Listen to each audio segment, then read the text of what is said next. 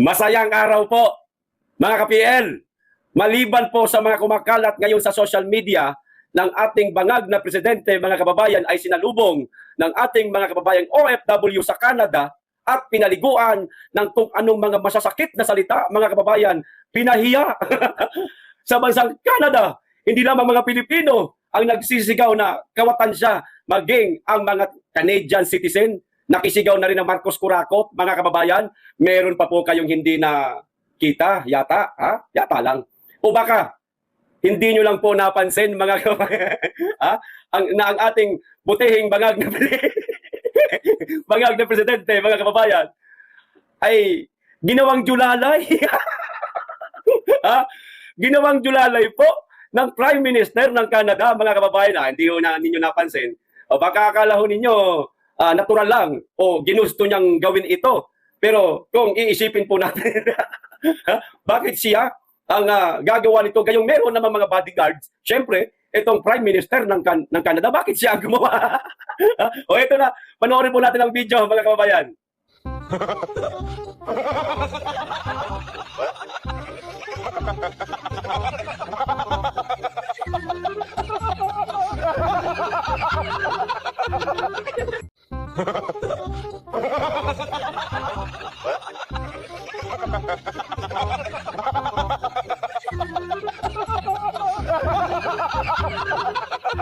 O, nakita nyo na, maliban po sa siya may hawak ng payong para payungan ang Prime Minister ng Canada, pinaprank ko siya ng mga kababayan nating OFW. Kunwari, sa kanya po itututok yung kamay para puno, kakamayan siya, sabay akmang makikipagkamay na rin yung butihing bangag na presidente. Ililiko po ng ating mga kababayan doon sa kamay mismo ng kanilang Prime Minister. Di ba ganyan, naging kabastusan ho niyan, mga kababayan, habang ang Prime Minister katabi ni butihing presidenteng bangag, ay parang pinagtatawanan ho siya. Dinadaan na lang po noong Prime Minister sa mga taong nakikipagkamay sa kanya. Pero lilingon-lingon yung Prime Minister. Napalingon, akala ko ba ito ang kakamayan? Bakit ako? Mga kababayan niya man sana, ito mga Pilipino man sana ito nakikipagkamay. Bakit hindi kinakamayan yung kanilang presidente? Kundi ako na Prime Minister ng Canada, ang laking insulto niyan, mga kababayan, di po ba? Kasama niya, naku po, kasama ni Ngagba, ang Prime Minister ng Canada, magkasama, masabay sila naglalakad, di mga kababayan eh. Habang pinapahiya po ng ng ating mga kababayan. Ipinapakita ng mga kababayan natin dito sa Prime Minister ng Canada na itong mamang kasama mo, wag mong pagkakatiwalaan yan, mambubudol yan. Kaya nga namin hindi ginagalang yan. Ito gawin namin, kunwari kakamay namin, aakba, ililiko namin. O di ba, mga kababayan, aray niya. Kahit saan magpuntang bansa, si Junior Ngagba, mga kababayan, hindi po ginagalang na ng ating mga kababayan. Malayo po sa ating Tatay Digong. Yung pinuntahan ni Junior na Jollibee sa Canada, mga kababayan, pumasok din po dyan si Tatay Digong. Aba, palakpakan po lahat ng crew, maging mga customer po na kumakain. Paglabas ng Tatay Digong, sigawan din po ang ating mga kababayang OFW, kay Junior. Sa Jollibee, syempre, kumbaga customer sila eh. Magsisigawan talaga sa kanya, BBM. Pero pag talikod, lumayas ka na. Lumayas ka na. Ganon yun. Kayo naman, mga loyalista, kung ipagmalaki nyo, parang natutuwa yung mga taga-Jollibee sa kanya. Akala nyo lang yun. Siyempre, business na stikan ng datingan. Kayo naman. Sipin nyo nga maigi. Pero paglabas nun, nung butihing presidente natin, ay nililibak. Di ba? Malay natin, baka ganon, mga kababayan. Pero ang Tatay Digong, paglabas niya ng Jollibee noon, kasama niya si Inday noon, mga kababayan. Kasama niya si Inday. Eto, may video. Ipapanood ko na lang po sa inyo para hindi po ako magkwento na magkwento. Okay? O, ito na. Ikaw pa rin Duterte! Ikaw pa rin Duterte! Maestro, play the music! Yes, original compositions. Cycle, ikaw pa rin Duterte!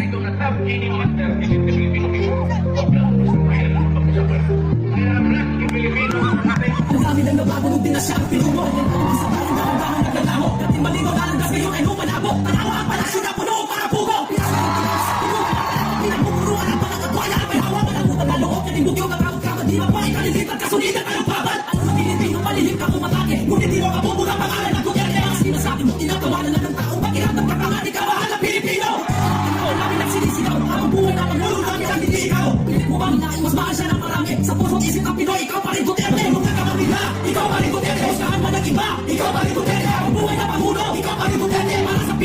ikaw pa rin Duterte. Lugan ka man nila, ikaw pa rin Duterte. Isahan man ang iba, ikaw pa rin Duterte. Pamuhay na Pangulo, ikaw pa rin Duterte. Para sa Pilipino, ikaw pa rin Duterte. Saan, kamusta ka na ba? Nasaan ka ba ngayon? Sanay kasama buhay ka? Lumaban ka kailangan ka pa ng ating bansa. Tulad nung nilabanan mo ang mga turukista. Pilit ka magsirain sa mata ng mga tao. Tinuoy mo kaibigan, sinukay sa'yo ay kaso. Kakalang pagkailan, dinanapan ka ng botas. Binigyan mo ng tiwala, binigyan ka niya ng posa. Sinreto, inisahan, at ipinagkarulo. Talagang sila matala nila ang kahinaan mo. Halos ka nagkarin ka na ng mga taong abusado. Alipin ang pera tuhaw sa posisyon at tono. O di ba ang layo ng diferensya, mga kababayan? Paglabas ni Tatay Digong, ang daming tao po, mga nag-aabang ho sa kanya, mga taga-suporta niya, mga nagmamahal ho sa kanya, mga gumagalang higit sa lahat sa kanya. Di ba? Si Junior, kamusta? Mga nagmumura sa kanya. Aray niya. O di ba, mga kababayan? Layo ng diferensya. O, maliwanag na dihamak na isa si Tatay Digong sa pinakamagaling na presidente. Kaya siya hinangaan, minahal at nirerespeto hanggang ngayon ng maraming Pilipino, mga kababayan. Si Junior. Si Junior. Kulang na lang hampalusin ng placard. ng mga Pilipino sa Canada talagang nilapitan na. Lapit lang ng mga siguro. Isang dipat kalahati lang yung distansya ng mga Pilipino, mga kababayan. Kung abot lang yun, ipapalo yun. Anak ka na trucha, no? Ang layo ho ng diferensya. O yan. Di ba? Ginawa pa siyang tagapagpayong. Puta ragis na yan. May mga bodyguard siyang bira naman, oh. May mga bodyguard yung Prime Minister. Talagang hindi nyo inutusan. Mr. Prime Minister of Canada. Hindi nyo inutusan yung mga bodyguards ninyo na payungan nyo kami dalawa. Dalawang payong ganyan. Dalawang bodyguard. Magkabila. Di ba? Si Bongbong. Si Bongbong po, pinag-awakan laki-laki ng payong. Large size. Siyempre, pag tinatamaan ng hangin ho, mabigat siya na. Mabigat. Ginawang tagapayong yung presidente ng Pilipinas. Si Tatay Digong, siya po ang pinapayungan. Sa Jollibee, pinagkakaguluhan. Grabe. Sa labas, ganun din. Pinagkakaguluhan, pero sigawan, hiyawan ng tuwa. May pagmamahal at respeto sa kanya. Ganun din, pinagkakaguluhan din po. May sigawan din. Pero walang pagmamahal at respeto. Putang ina ka! Kawawa ang Pilipinas sa'yo. Lahat halos ng mga Pilipino, galit sa'yo. Pwede ba? Tablan ka naman. Mahiya ka naman. Magkusa ka na. Majority ng Pilipino ayaw na sa'yo. Class rating, bagsak. Mga kababayan, performance ratings, bagsak. Wala. Wala nasisiyahan sa'yo. Ba? Kusa ka naman siguro. Naku, kasamaan, kasaklapan at kamalas-malasan namin ito. Hindi ka pa yata bababa. Putakin na talaga. Lalayas na ako sa Pilipinas. Mga kababayan, pagka ganyan po ang mangyari. Tandaan niyo po yan. Lalayas po talaga ako. Ito pa, isang video. Siya pa rin po, mga kababayan. Meron pong kapihan ko noon na nangyari. Habang sa kapihan na yan, siguro na itanong sa kanya ng media, mga kababayan, ito, panoorin po natin ang video, na itanong sa kanya ng media, yung tungkol sa pagkakasangkot niya sa mga flood control scam. Ito po, ang paliwanag niya, mga kababayan. Basahin ko lang po itong maikli lang na na caption. Ito paliwanag niya, ito sa isa sa mga rason niya, mga kababayan.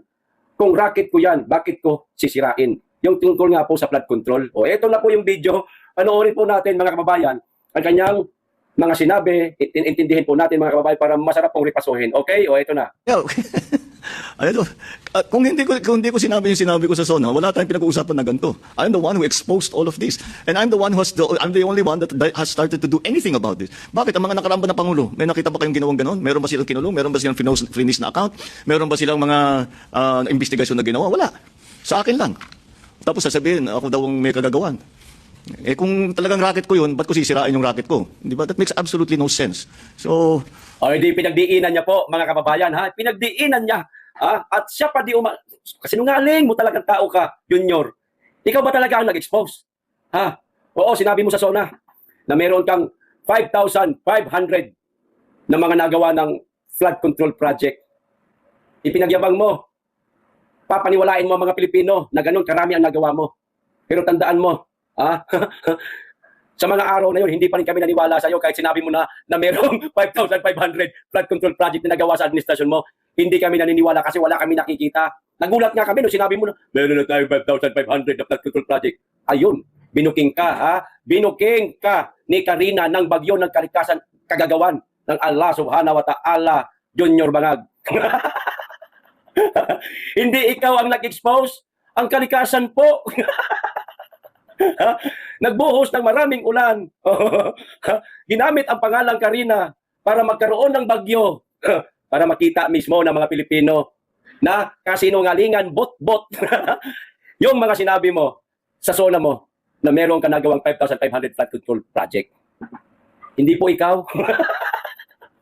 Kung hindi bumaha, kung wala si Karina, ilang araw matapos mo sabihin sa SONA, hanggang ngayon, tanga kami. Hanggang ngayon, bobo kami. Hanggang ngayon, naloloko kami. Oh, tulad ng mga nangyayari sa mga taga-suporta mo. Alam nang mayroong katiwalian na nangyayari, korupsyon, BBM pa rin. Di ba, mga kababayan? Buti na lang, nariyan talaga ang tagapaglikha na Allah subhanahu wa ta'ala, mga kababayan, nakatingin sa atin. Kaya wag po tayong mawalan ng pag-asa, ha, na tawag nito, na wala na tayong pag-asa sa ating bansa na mabago pa ito. Oh, at makahanap ng isang leader na kagaya ni Tatay Digong. Wag po tayong mawalan ng pag-asa, darating at darating po, hindi po tayo papabayaan ng Allah subhanahu wa ta'ala, mga kababayan. Hindi po tayo papabayaan, mahal niya po tayo. Nasa tamang timing lang po talaga. Kailangan lang natin na kausapin si Inday Sara. Yan lang, maniwala ko kayo, mga kababayan. Ano? Yan lang po. Para makamit po natin ang tagumpay. Inshallah. Ano? Inshallah, mga kababayan. O, ito pa. Itong naging pahayag ng Office of the Vice President, mga kababayan, o ni VP Inday Sara, may napansin lang po ako. Hindi naman po ako gumagawa ng chismis, mga kababayan, ano? Pero may napansin lang po ako dito sa kanyang mga naging pahayag.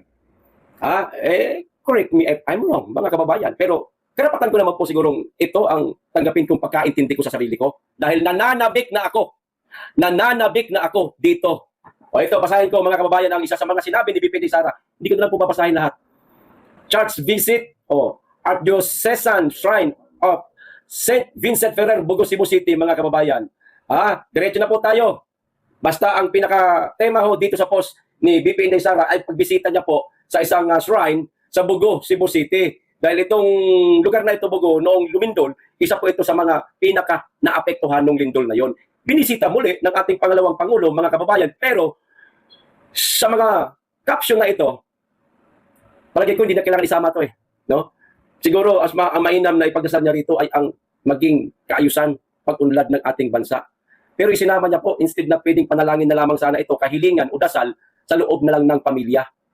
Di ba? O ito, isa sa mga sinabi niya, kasama rin sa ating mga dasal ang pag-uwi ni dating Pangulong Rodrigo Duterte sa ating bayan, mga kababayan. Okay?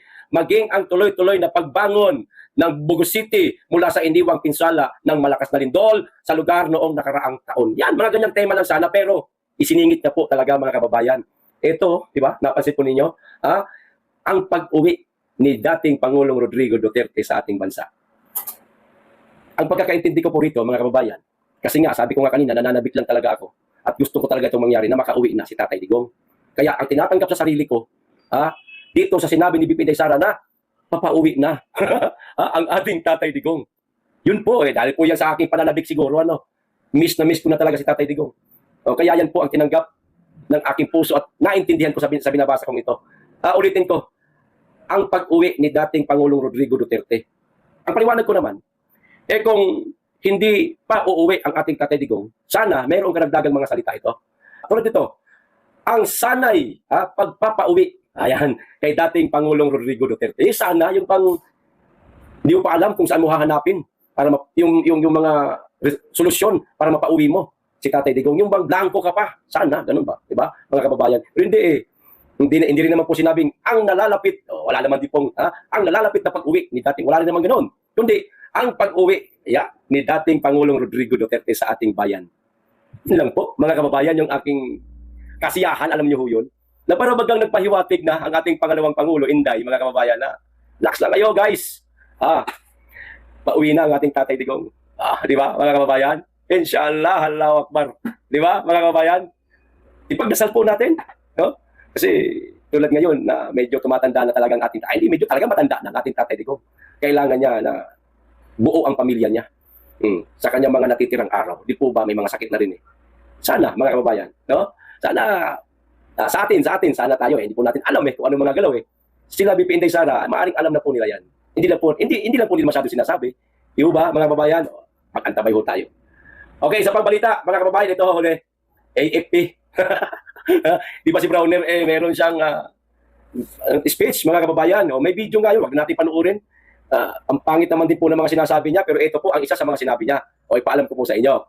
Tiniyak ng Armed Forces of the Philippines o AFP ang patuloy nitong katapatan sa administrasyon ni Pangulong Ferdinand Marcos Jr. bilang lehitimong sibilyang pamahalaan at sa saligang batas, mga kababayan. Aba, matindi ano? AFP binutata ang nang uurot na ilaglag si PBBM. Istoryahe. Nagpapabango ka lang.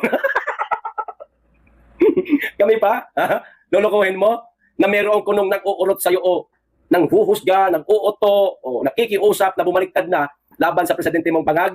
Sa palagay mo, mayroong maglalakas ng loob, gayong alam na ng ating mga kababayan na pati di umano ang inyong ahensya. Sangkot. Sabi-sabi lang yon, di ba mga kababayan? Halos karamihan naman na mga, alam mo yung tikom ang bibig, yung lantarang kumakampi kay bangag, lantarang nagpuproteksyon sa flood control, kayo-kayo nakikinabang Halata ho, kilala po ng mga tao kung sino-sino kayo. Kahit sa media, masyadong halata, kaya pala galit na galit sa mga Duterte. Pwede rin pala mahabol pag si Inday Duterte ang naging presidente. Di po ba, mga kababayan, sa palagay ho ninyo? Pero maniniwala sa sinasabi nyo na inuuto kayo, inuurot kayo? Walang naniniwala.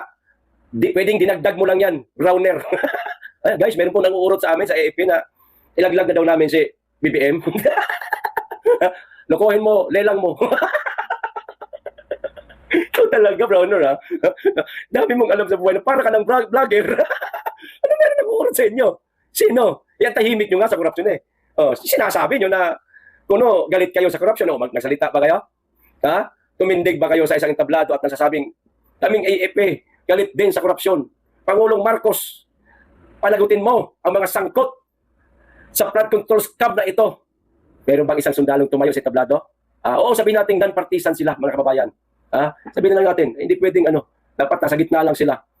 Hindi ibig sabihin tumayo ka sa isang entablado para magsalita ka partisan ka na. Corruption po ang pinag-uusapan dito, lahat tayo apektado. Hindi naman siguro masama na kahit sa isang, wag na lang umakyat sa entablado. Isang letter na lang, maglabas na sila ng pahayag. Mr. President, lubos po namin kayong ginagalang at sinusuportahan bilang sangkatahang lakas. Kami po'y magpapasa ilalim sa iyong kapangyarihan pero hinihiling po namin sumpuin po ninyo ang korupsyon. Sana may ganun, pero wala. Bakit wala? Baka nga kasi sangkot. Di ba? Talaga mga ito. Dami yung mga pautot. Pati si Junior inuuto ninyo. Uto-uto. Sabagay, uto-uto man. At saka, naintindihan din namin, Tito Browner. Tito na puta. Tito Browner, naintindihan po namin kasi malapit na po kayo magretiro. Itong July, magre-retiro na di umano kayo.